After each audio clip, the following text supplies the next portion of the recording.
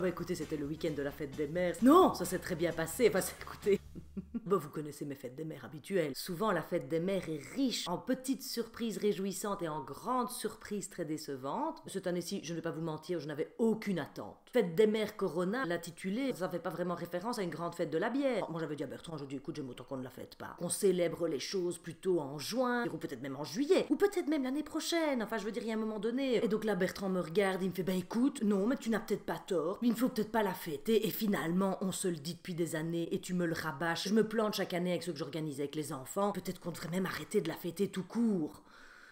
Je dis Bertrand n'exagère pas. Ah oui, mais Bertrand, parfois, il a un peu des raisonnements, comme ça, je ne sais pas de qui il les tient, je ne sais pas d'où il les sort. Autant ma vie de mère devient de plus en plus paisible, autant ma vie avec Bertrand est de plus en plus surprenante. Oui. Moi, tout ce qui compterait, c'est de serrer ma mère dans mes bras, je ne sais pas le faire. Je vais passer ma journée avec les enfants, enfin, je suis comblée. Mais non, mais en plus, avec la situation totalement complexe de cette législation belge où on est autorisé à avoir 4 personnes. Ben oui, mais bon, moi, j'ai déjà 4 enfants. Ma mère, elle a 2 enfants. Ma belle-mère en a 3. On a passé 3 jours à se prendre le chou pour savoir comment on pouvait faire. Alors, ma mère passait son temps de téléphoner en disant « Oui, mais je vais dresser un grand buffet dehors, tout le monde se tiendra à distance. » Je dis « Écoute, maman, est-ce que j'ai envie de fêter la fête des mères avec mes enfants qui sont au loin sur la balançoire et toi qui sert les plats, qui me dit voilà, bon appétit, puis on fait glisser les plats pour être sûr qu'on n'est pas trop près l'un de l'autre. Je veux dire, il y a un moment donné, reportons, c'est beaucoup mieux. Bertrand voulait voir sa maman. Ben, je comprends. Et donc il me dit on ne va pas chez tes parents, mais on va chez les miens. Mais je dis c'est le même problème, Bertrand. Je dis ta maman, comment va-t-elle choisir entre ses 3 enfants? Ouais, mais bon, peut-être que mon frère, ça ne l'intéresse pas d'y aller. Je dis mais ça n'est même pas la question. Je dis qu'est-ce qu'on fait de nos propres enfants? Ah ben on ne les prend pas. Je dis on ne les prend pas. Je dis moi je ne vais pas passer la fête des mères sans mes enfants. Toi, va voir ta mère si tu veux. Ah bah non, non, ça c'est tu ne viens pas avec moi. Non, je vais pas me taper le trajet tout seul. Bah, les parents de Bertrand habitent à Perpète-les-Bains, qu'est-ce que vous voulez que je vous dise? En même temps, c'est ta maman, je veux dire, tu peux y aller. Oh ouais, mais non, si on y va tous ensemble. Je dis, ça n'est pas possible, Bertrand. Oui, mais enfin, les enfants peuvent nous attendre dans la voiture. Ah, je dis, mais formidable. Mais Bertrand, mais je veux dire, si tu as encore d'autres idées comme ça, développe-les. Ah non, mais Bertrand, parfois je me dis, il n'a pas toutes ses frites dans le même sachet, ça n'est pas possible. Bertrand réfléchit. Ils ont dit 4 personnes. 4 personnes du même cercle et qui s'engagent à se revoir régulièrement. À partir du moment où ta mère reçoit éventuellement ta sœur à midi, que nous y allons à 16h, ça veut dire que ta mère aura vu ta sœur, ton beau-frère et forcément ses 2 petits-enfants. Ce qui veut donc dire qu'elle a déjà vu 4 personnes. Donc si elle nous revoit, nous, même si on n'y allait qu'à 2, ça fait 6 personnes. Et alors nous, après, on risquerait d'aller chez ma mère, qui elle s'est engagée à ne voir que 4 personnes, mais donc qui serait quand même en contact avec nous, qui en avons vu 6. Alors Thibaut, qui passe justement là derrière, qui fait « Ah ouais putain, c'est vraiment l'équation des nénuphars. » Je dis c'est quoi ça l'équation des nénuphars? Oh c'est génial. En fait c'est avec les nénuphars. En fait ils doublent chaque jour. Mais donc si tu les laisses doubler, bah forcément au départ tu as un nénuphar. Je dis Thibaut c'est ce genre de truc, tu sais bien maman, les maths etc. Ouais mais non, vas-y c'est super simple, réfléchis. Ah bah c'est comme le coronavirus.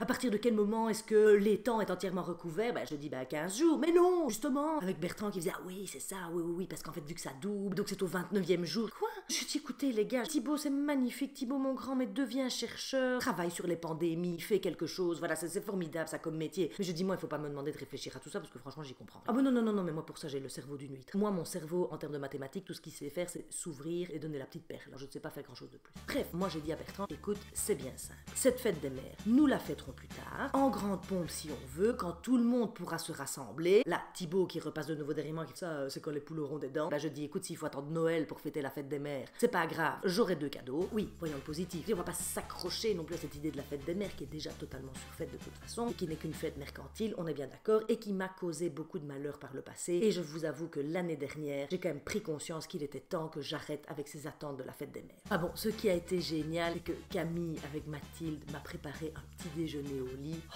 c'était mignon. Elles avaient été chercher des petites fleurs dans le jardin, donc elle m'avait fait un petit verre avec des petites fleurs. Alors Bertrand qui me regarde, qui me fait bah tu t'en doutes, je n'ai pas de bouquet de fleurs. Bah je dis écoute Bertrand, tu n'en as jamais. Tu sais que j'adore les fleurs, mais tu ne m'en achètes jamais. Oui mais enfin là c'est pas ma faute, hein. Ce sont les fleuristes qui sont fermés. Je dis oui, enfin Bertrand, enfin excuse-moi, il y avait des fleurs un petit peu partout, tu aurais pu en trouver dans n'importe quel supermarché.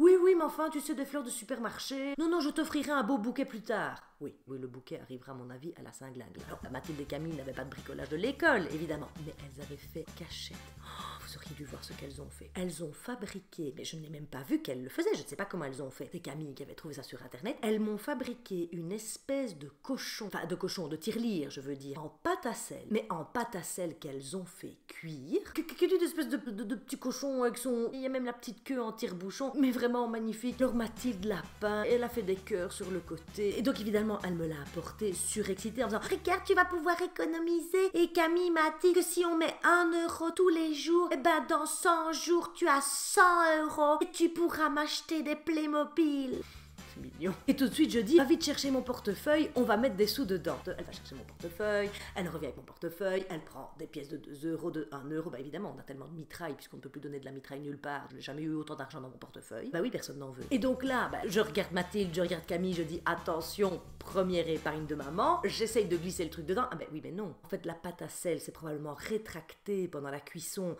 et donc en fait tout ce qu'on sait mettre dans la tirelire c'est des pièces de 5 ou de 10 cents, ça a créé une espèce de psychodrame pour Mathilde qui s'est mise à pleurer en disant ça ne va pas, tu ne sais pas mettre des pièces. Ben je dis regarde, toutes les petites pièces de maman vont aller dedans. Et avec Camille qui faisait à côté, oh, c'est malin, c'est malin. Je lui avais dit qu'elle l'avait fait trop étroit. J'avais dit qu'il fallait faire un plus grand et un plus large, mais tu connais ma soeur, elle ne veut rien écouter. Je dis Camille, il n'y a pas de souci, maman va épargner des pièces de 5 et de 10. Et Mathilde qui faisait tu ne pourras pas m'offrir de Playmobil. Ben je dis si, au bout de 100 jours, je pourrais sans doute t'offrir un petit Playmobil. Un Playmobil, c'est bien un Playmobil, chérie. Allez, regarde, c'est ton cadeau qui compte. Je vais le recommencer. Ce n'est pas grave. Regarde dans mon portefeuille, il doit y avoir un billet. Et là, elle me sort un billet de 50 €. Je dis, mais il n'y a pas un plus petit? Non, il n'y en a que 2 comme ça. Bah, je dis, écoute, c'est pas grave. Je te fais une démonstration. Regarde bien. Donc, je prends mes 2 billets de 50 €. Je les plie, mais vraiment en minuscules. Je parviens à les pousser dans le cochon. Et je dis, mais tu vois, ton cochon, il est magique. Ton cochon, on peut épargner. C'est formidable. Et puis, je dis, bon, allez. Et je retourne le cochon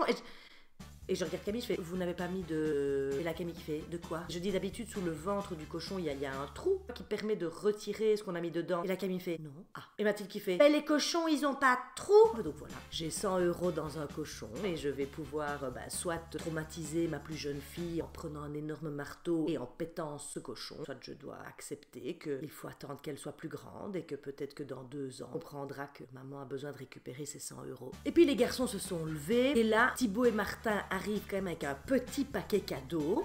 C'est un truc plat. J'ouvre. Et alors, je ne sais pas comment vous décrire, mais en fait, ils m'ont pris un abonnement au magazine, je ne sais pas si vous connaissez, qui s'appelle Notre Temps. Oui, le magazine pour seniors. Donc, évidemment, je pense qu'ils ont vu à ma tête quand j'ai ouvert. Je fais, oh, bah, c'est le magazine de Mamicha. Et là, Thibaut et Martin font, ah bah, c'est un magazine féminin, quoi. C'est papa qui nous a dit que c'était ça que tu lisais. Donc, je regarde Bertrand, je dis, c'est un très bon magazine, je n'ai rien contre, mais c'est un magazine, enfin, je dis, regarde les titres. Et là, Bertrand me fait, bah, attends, tu le lis tout le temps chez ta mère. Je dis, oui, je le feuillette chez ma mère parce que c'est un magazine où il y a des bonnes recettes. Ah bah tu vois, il y a des bonnes recettes. Je dis oui, d'accord. Enfin, m'acheter le magazine Notre Temps alors que j'ai 43 ans. Le gros dossier, c'est sur la retraite. Oh oui, mais bon, écoute, moi je ne sais pas. Je n'ai pas réfléchi. Il y a une femme dessus. C'est pour les femmes. Laissez-moi donner l'idée aux garçons. Voilà, ça va encore être de nouveau de ma faute. Cette fête des mères va de nouveau être gâchée. Je dis mais pas du tout, Bertrand. Je dis ne te mets pas dans un état pareil. Non, c'est très bien. Parce que regarde, en plus, il y a un article sur la vessie paresseuse, la descente d'organes et sur la ménopause. Mais c'est très bien, Bertrand. Je vais apprendre plein de trucs. Non, les garçons, je suis ravie. Je dis mais non, nous prenons pas le chou. De toute façon, ça n'a aucune importance. On va dire, voilà, à 43 ans, je reçois le magazine Notre Temps. Bah, qu'est-ce que j'en sais? Quand j'aurai 70 ans, eh ben, vous m'offrirez un jeune et joli. Voilà.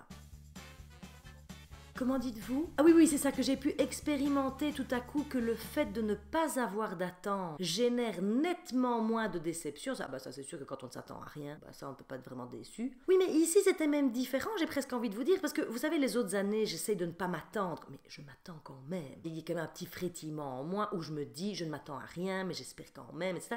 Là, ici, puisque je savais de toute façon que les conditions étaient nulles, j'ai une espèce de détachement par rapport à ce truc, ce n'est vraiment pas grave. On le fêtera à un autre moment, de toute façon on est bien d'accord, mais je sais que vous vous tuez à me le répéter depuis des années, que tout ça n'est pas l'essentiel, mais oui, et c'est comme ça que j'ai consolé Mathilde. Je lui dis, mais Mathilde, l'essentiel pour moi en tant que maman, c'est que de un, tu es en bonne santé, tu vas bien, ça c'est la plus belle fête des mères, avoir tous ces enfants qui vont bien, c'est quand même déjà vachement bien. Oui, non, je progresse, je me sens progresser, la complexité demeure quand même encore un peu avec Bertrand, où je sens bien que nous ne sommes pas... Non, c'est ce que je vous disais la semaine dernière, nous ne sommes pas vraiment alignés. Comment? Ah oui, que le confinement révèle parfois des choses sur nous-mêmes et sur le couple qui finalement ne sont pas si surprenantes que ça. Oui. Vous trouvez que ce que je vis avec Bertrand est assez inattendu? Non! Ah, que ça n'est pas surprenant! Oui! Oui, quoi, à ce point-là que vous trouvez qu'il y a un glissement au niveau de la problématique et que nous ne parlons plus tellement de ma difficulté de maman. Oui. C'est vrai. Non, c'est vrai que je vous parle beaucoup de Bertrand. En même temps, écoutez, j'ai envie de vous dire, enfin, Bertrand est un tel poème que...